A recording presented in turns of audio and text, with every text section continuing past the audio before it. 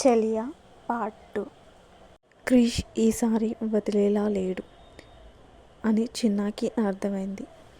కానీ చెప్పాలా వద్దా ఎటు తేల్చుకోలేక ఉన్నా. ఓ దేవుడా, చెప్తే ఒక బాధ, చెప్పకపోతే ఇంకో బాధ. అసలు ఈ పెళ్లి గోల ఏంటి? క్రిష్, ఇక చాలు ఆపు. ఊరికే పెళ్ళి పెళ్ళి అంటారు. ఈ పెళ్ళి చేసుకోకపోతే ఈ ప్రపంచంలో బ్రతకలేమా? చెప్పు. అసలు ఈ పెళ్ళెందుకు చేసుకోవాలి? చేసుకొని ఏం చేయాలి? అది కాదు చిన్న, పెళ్ళంటే ఒక వర్డ్ కాదు, అది నీ ప్రపంచం. నీకంటూ ఒక కుటుంబం, మనిషికంటూ ఒక తోడు ఉండాలి. తన కోసం నువ్వు, నీ కోసం తను, అంతే. అదొక అందమైన జీవితం. మన కోసం ఎదురు చూసే అమ్మాయి, డాడీ అంటూ పరిగెత్తుకుంటూ వచ్చే పిల్లలు, మన పేరెంట్స్ మన పిల్లలతో అల్లరి చేస్తూ ఆడుతూ ఉంటే, ఇలాంటివి అన్నీ మ్యారేజ్ లైఫ్లోనే దొరుకుతుంది. అలా అని నేను లైఫ్ మొత్తం ఇలా హ్యాపీగానే ఉంటుంది అని అనను. అప్ అండ్ డౌన్స్ అది కామన్ అనుకో. నువ్వు పెళ్ళి చేసుకుంటే ఆంటీ చాలా హ్యాపీగా ఫీల్ అవుతుంది. అండ్ నేను కూడా నిన్ను ఒక ఇంటి వాడిని చెయ్యాలన్నది మా అందరి కోరిక. నువ్వు దీనికి ఒప్పుకో చిన్న. సరే చేసుకుంటా, కానీ నాకు టైం కావాలి క్రిష్. కానీ నీకొకటి చెప్పాలి, అది ఎలా చెప్పాలో అని అర్థం అవ్వట్లేదు.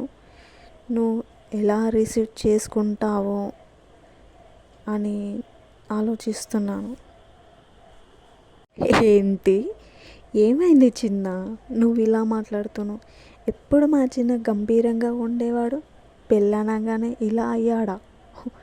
అరే స్టాప్ ఇట్. సరే సరే కానీ నాకు ఎప్పుడు చెప్తావు చిన్న? అబ్బా చెప్తాలే. లేదు లేదు, నాకు మాట ఇవ్వు. రేపు ఈవినింగ్ వస్తా. నీకు నచ్చిన అమ్మాయి ఉందా లేదా నన్నే చూసి చెయ్యాలా అనేది రేపు చెప్పు. ఇప్పటికీ నేను వెళ్తున్నా, ఓకేనా? బాయ్, గుడ్ నైట్ చిన్న. క్రిష్ వెళ్ళాక రూమ్ నిశ్శబ్దంగా ఉంది.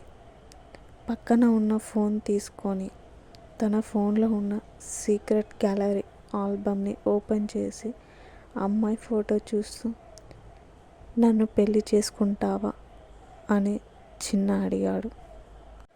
చూసి నవ్వుతున్నావు కానీ సమాధానం చెప్పట్లేదు. ఎన్నిసార్లు అడిగినా నేనంటే ఇష్టమా అని.